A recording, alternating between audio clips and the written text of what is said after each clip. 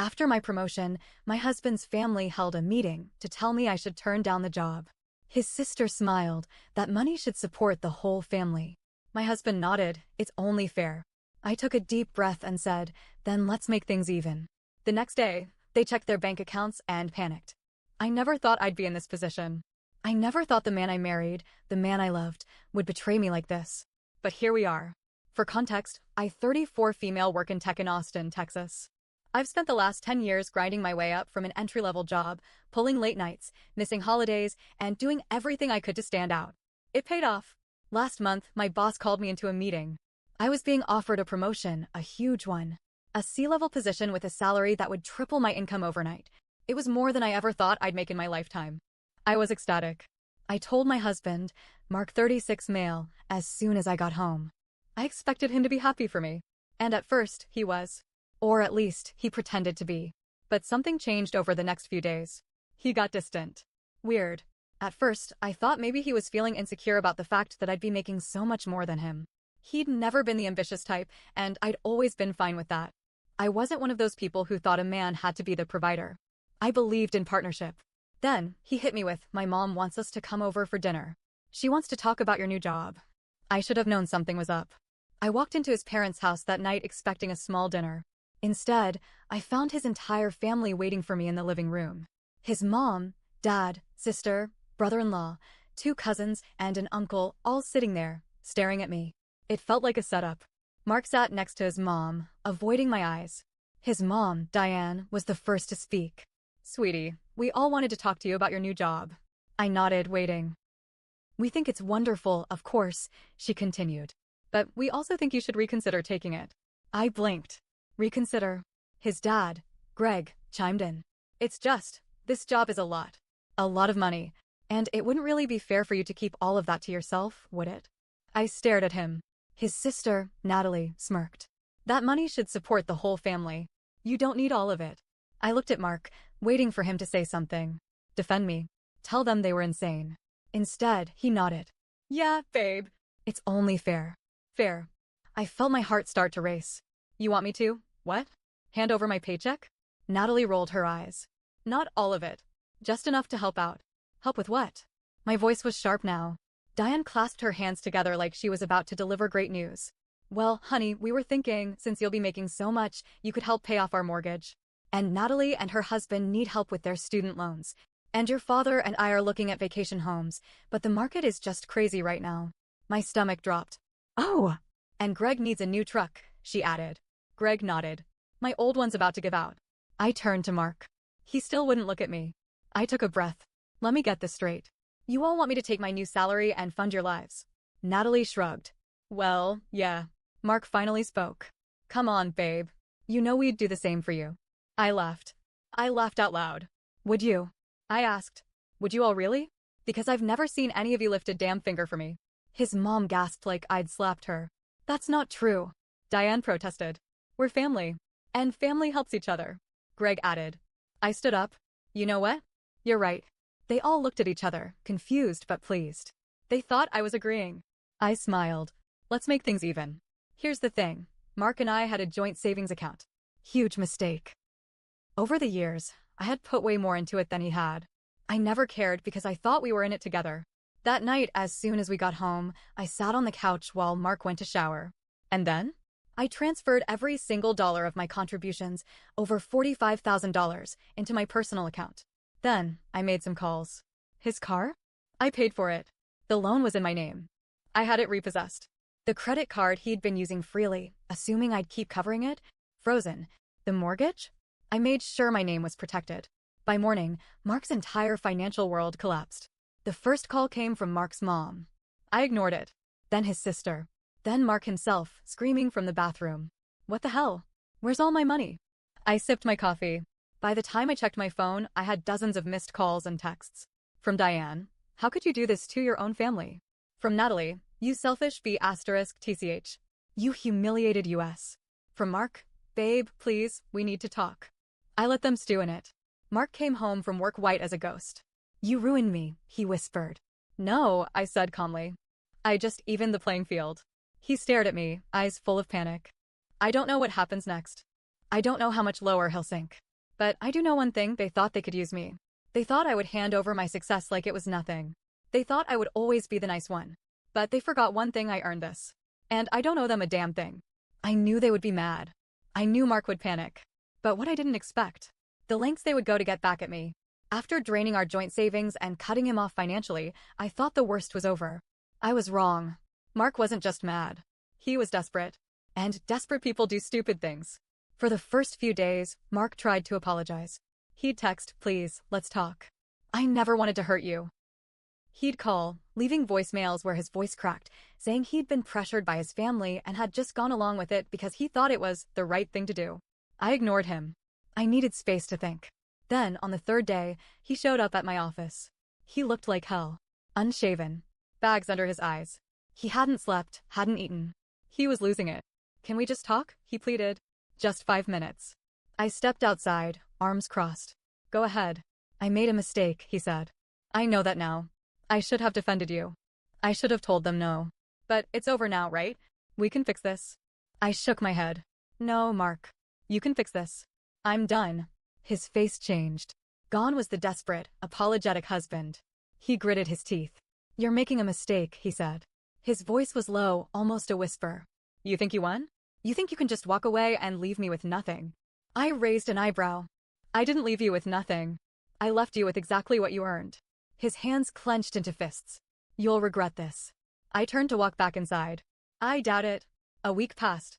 I thought maybe he'd given up. I should have known better. One morning, my boss called me into his office.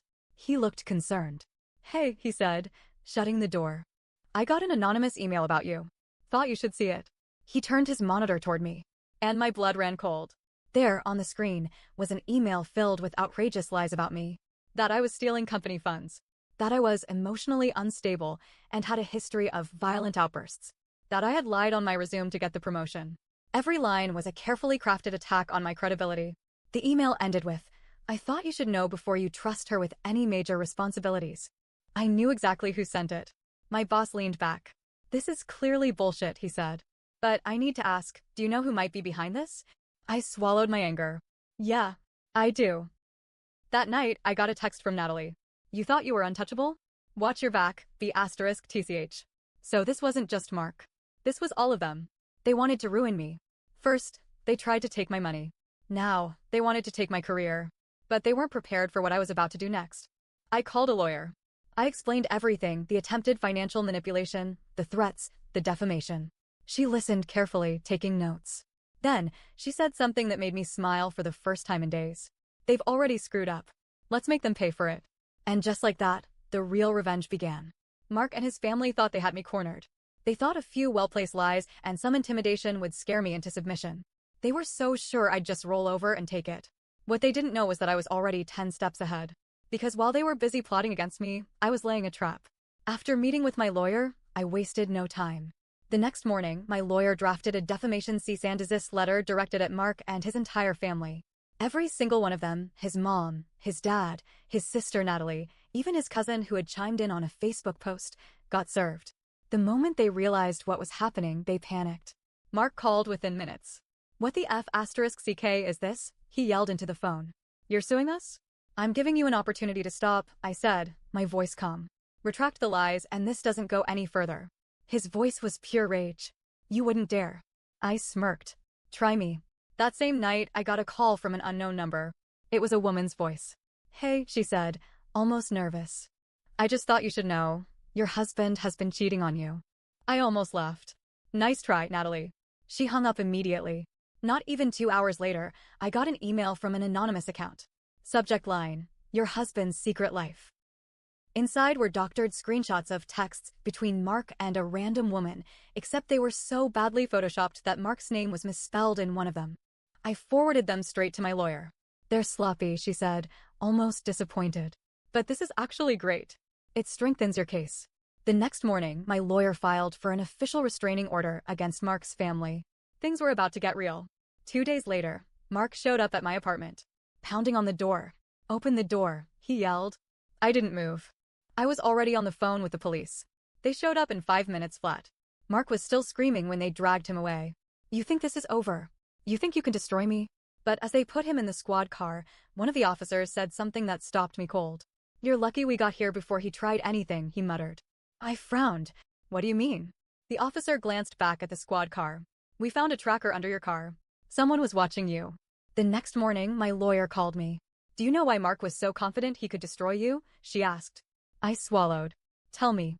She sighed. "Because your name is still tied to one of his debts. And if he defaults, they can come after you for it." My heart dropped. He was trying to drag me down with him. He wasn't just ruining my reputation. He was trying to bury me financially. But what he didn't know was that I had one final move left to play. And when I played it, they would all regret ever coming for me. Mark and his family thought they were winning. They tried to take my money. They tried to ruin my reputation. They even tracked my movements. But what they didn't realize was that I had already set their downfall in motion. This wasn't just about revenge anymore. This was about ending this once and for all. After the police found the tracker on my car, I knew I couldn't just sit back and wait for them to strike again. So I did something that changed everything. I hired a private investigator. I wanted dirt. Real dirt. And what he found shattered everything. 2 weeks later, I sat in my lawyer's office, staring at the file in front of me. It contained bank records, hidden debts, fraudulent transactions, and proof of illegal activity. And at the center of it all, Mark and his family. They weren't just leeching off me. They were committing financial fraud, tax evasion, credit fraud, money laundering. And the biggest shock? Mark had taken out a secret loan in my name. I felt my blood turn to ice. "Can we prove this?" I asked, my voice dangerously calm. My lawyer nodded. "We can do more than that. We can take them down." I didn't confront Mark right away. I waited. I wanted all of them in the same place. Then I made my move. Diane, his mother, was hosting a family dinner.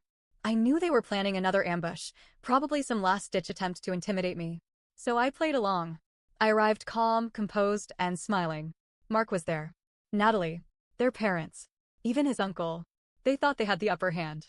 They had no idea what was coming. Diane smiled, her voice sickly sweet. "We're so glad you came, honey. We wanted to talk about..." I cut her off. "I know about the loan." Silence. The room froze. Mark's face went pale. "I know you stole my identity to get it," I continued, tossing the folder onto the table. "And I know you committed fraud." Mark stammered. "I what?" No, you don't understand," I leaned forward. "I understand perfectly."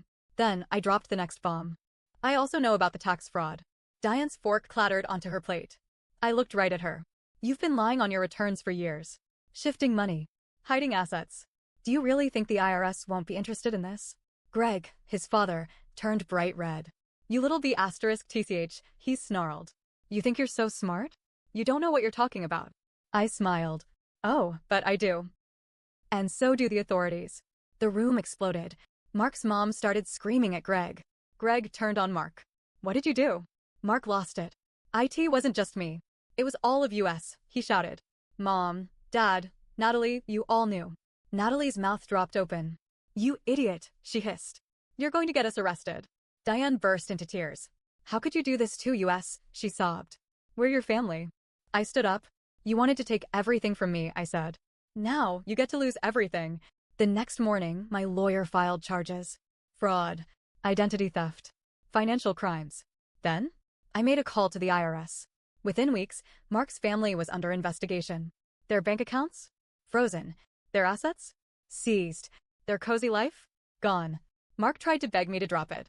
He showed up at my office crying. "Please," he whispered. "They'll send me to jail." I looked him in the eye. "You should have thought about that before you betrayed me." Then I walked away. Mark lost everything. His job. His home. His future. His parents? Drowning in debt and legal fees. Natalie? Facing her own fraud charges. And me? I got everything I deserved. My career thrived. I was finally free. They thought they could destroy me. Instead, they destroyed themselves. And I walked away without a scratch.